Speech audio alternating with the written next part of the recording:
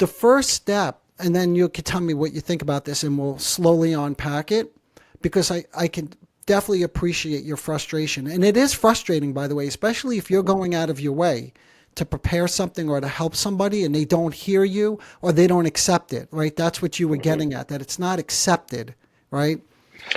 Right. Well, I think you had touched on Mm-hmm. certain, depending on the day, the helpless person or the person who has these narcissistic tendencies can take your comment, even if I took ownership of the fault in the eggs, Mm-hmm. they could still take that as in, oh, but you're still saying it's my fault, or because you misunderstood how I wanted my eggs because I didn't explain it well enough.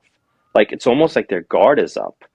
So even when you try to relate to them as, hey, I'll take some of this heat off, maybe I misunderstood, it seems like they can still attack you as Well, that's great. Listen, Jim, no, that's great. I'm glad you added this other piece, because that's further, and if you think I'm stretching this a little bit too far, just let me oh, I'm know. sorry if I jumped. No.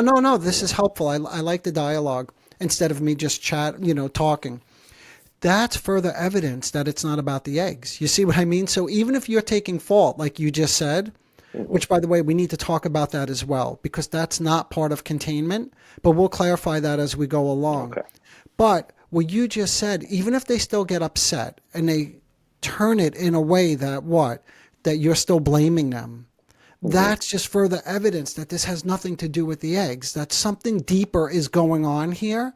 And whether I prepare them correctly or incorrectly is irrelevant. It's not Right. going to matter at the end of the day, because there's something burning deep inside of them Right. that's still going unfulfilled, right?